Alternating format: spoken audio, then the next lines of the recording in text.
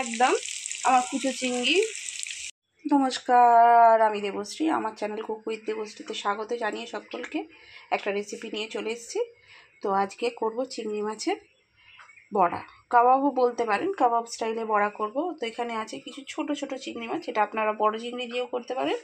আর এখানে আছে পেঁয়াজ, ধনেপাতা আর কাঁচা লঙ্কা। প্রথমে পেঁয়াজ আর কাঁচা লঙ্কাটা আমি পেস্ট করে নেব। পেঁয়াজ, ধনেপাতা, কাঁচা লঙ্কাটা পেস্ট করে নিই কিছুটা। পেঁয়াজ, কাঁচা লঙ্কা, ধনেপাতাটা পেস্ট করে নিয়েছি হাফটা।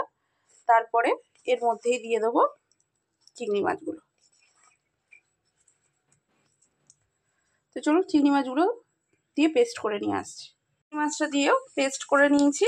এই যে পুরো কিন্তু একদম ফাইন পেস্ট হয়নি, একটু দানা দানা আছে, দু একটা চিংড়ি মাছ গোটা গোটা আছে। তো চলুন এটা বাটিতে ট্রান্সফার করে নিই। এর মধ্যে দিয়ে দেবো স্বাদ মতো নুন, গোলমরিচ গুঁড়ো, স্পুন বেসন, অল্প একটু লেবুর রস।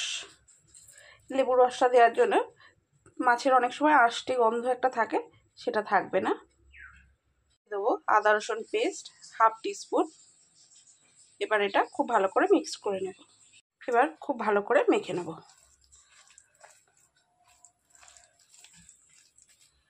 রিফাইন্ড অয়েল গরম করতে বসিয়ে দিয়েছি, গরম হয়ে গিয়েছে। এবার গ্যাসটা আস্তে করে দিয়ে আমি ছোট্ট ছোট্ট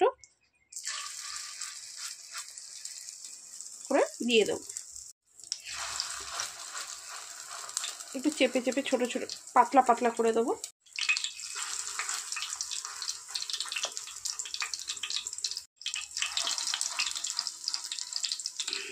সব কাবাবগুলো দিয়ে দিয়েছি।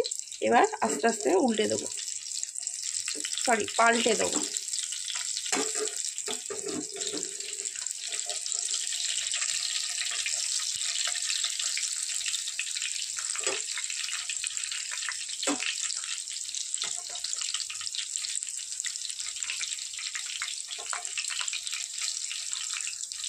একদম আমার কুচো চিংড়ি একদম রেডি, আমার কুচো চিংড়ির টিকিয়া। তো চলুন নামিয়ে নিয়ে আসছে।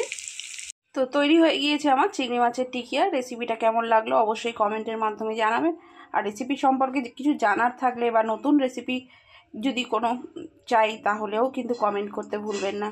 আর রেসিপিটা যদি ট্রাই করে মনে হয় ভালো লেগেছে, অবশ্যই আমার পাশে থেকে থাকবেন লাইক, শেয়ার অ্যান্ড সাবস্ক্রাইব করে।